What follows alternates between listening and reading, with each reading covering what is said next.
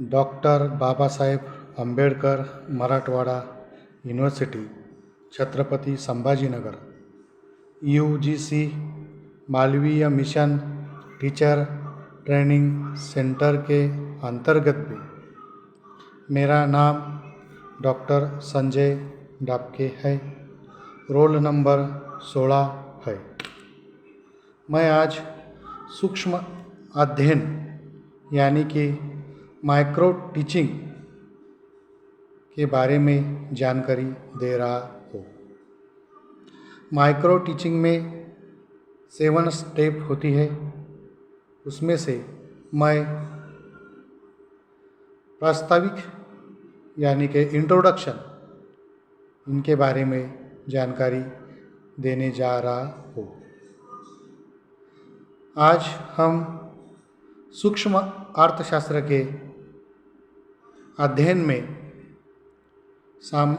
आप मांग यानी डिमांड यानी मांगनी क्या होती है इनके बारे में जानकारी देखेंगे। सामान्यतः हम मांग को इच्छा मानते हैं, लेकिन मांग इच्छा से अलग होती है। इच्छा का मतलब होता है मुझे यह चाहिए, मुझे वो चाहिए, हमें ये चीज़ चाहिए, इसे हम इच्छा कहते हैं। इच्छा अपनी बहुत होती है, मुझे ये चाहिए वो चाहिए, लेकिन उसका रूपांतरण मांग में इच्छा यानी मांग नहीं होती। समझो, मुझे मोटर गाड़ी चाहिए, मुझे हेलीकॉप्टर चाहिए, ये मेरी इच्छा है। इसे हम मांग नहीं कह सकते हैं। मांग यानी कि डिमांड यानी मांगनी। उन इच्छाओं को यदि खरीदी शक्ति का या आर्थिक पाठबल या खर्च करने की मानसिक तैयारी होती है तो ऐसे इच्छाओं का रूपांतरण मांग में होता है। इसलिए मांग के लिए 3 चीज़ों की पूर्तता होनी चाहिए। नंबर 1, इच्छा होना। आदमी की जो भी वस्तु या सेवा लेने की इच्छा होनी चाहिए। दूसरा, क्रय शक्ति यानी खरीदी शक्ति।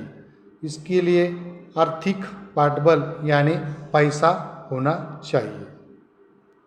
और तीसरी, क्रय शक्ति की मानसिक तैयारी होनी चाहिए। मानसिक तैयारी होनी चाहिए क्योंकि कंजूस व्यक्ति या गरीब व्यक्ति अपनी पैसा खर्च करने की क्रय शक्ति की मानसिक तैयारी नहीं रखता है। इसीलिए इन 3 चीज़ों की ज़रूरत होती है। इन 3 अवस्थाओं में से एक ही पूरी न हो तो उसे मांग यानी मांगनी नहीं कहा जा सकता है। इन 3 चीज़ों को होना आवश्यक होता है, तभी इच्छा का रूपांतर मांग में होता है।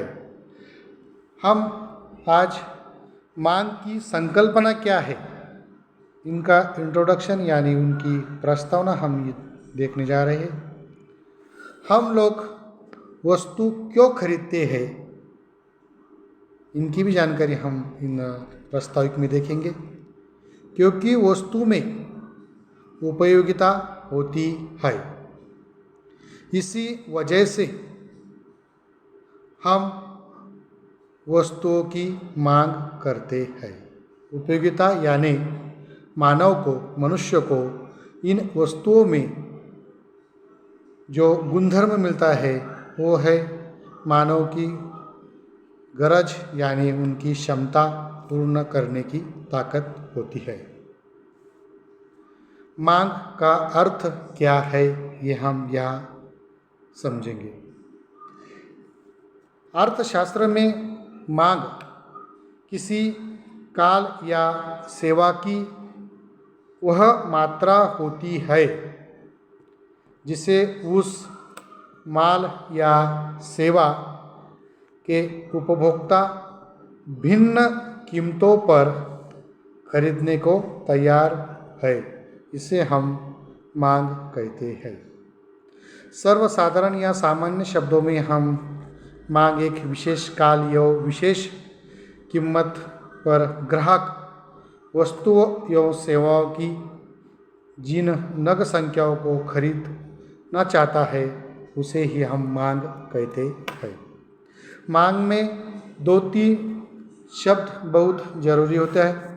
उसमें एक विशेष काल महत्वपूर्ण होता है, यानी कि एक दिन, महीना या पूरा वर्ष। उस काल में ग्राहक यानी उपभोक्ता जिन वस्तुओं सेवाओं की खरीदी करता है उसमें उसकी कीमतों का जिक्र होना जरूरी होता है। ये वस्तु कितने पैसे में मिलती है उसका भी जिक्र उधर होना चाहिए, तब ये उसे हम मांग कहते हैं। जैसा कि उदाहरण के तौर पर देखा जाए तो एखादा मनुष्य जब दुकान में तेल खरीदने जाता है तो तेल की कीमत प्रति लीटर समझो 100 रुपये है, तो वो उसने 10 लीटर खरीद लिया तो उसको कीमत या उनका काल इस संदर्भ समझ में आता है, तो उससे यह उसकी मांग होती है। अलग अलग काल में या अलग अलग कीमतों पर मांग की नग संख्या अलग अलग होती है। उससे मांग के नीचे दिए गए निष्कर्ष निकाले जा सकते हैं। उनमें से जिन संकल्पना या मांग की जो आपने डेफिनेशन या देखी, उससे उनके 2-3 मुद्दों का निष्कर्ष या जिक्र या किया जा सकता है। वह एक उपयुक्तता या उपयोगिता ही मांग का आधार है। मांग क्यों करते हैं हम वस्तुओं सेवाओं की, तो उसमें उपयोगिता या उपयुक्तता होती है। किसमें? इन वस्तुओं में। दूसरा, मांग एक सापेक्ष संकल्पना है। और तीसरा, मांग को विशेष काल या कीमतों का संदर्भ आवश्यक होता है। और इसी तरह से हम मांग की संकल्पना का इंट्रोडक्शन कर सकते हैं। हम आगे भी मांग यह और मांग का नियम, अर्थशास्त्र में लॉ ऑफ द डिमांड, ये अलग होता है। यह मांग का नियम उपभोक्ता का एक महत्वपूर्ण या मूलभूत नियम है और ये डॉक्टर अल्फ्रेड मार्शल ने अपनी पुस्तक अर्थशास्त्र की मूलतत्व यानी प्रिंसिपल्स ऑफ इकोनॉमिक्स में लिखा है।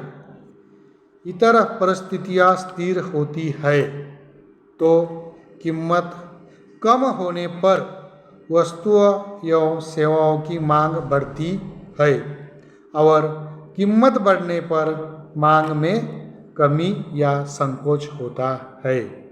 इसे हम मांग का नियम कहते हैं।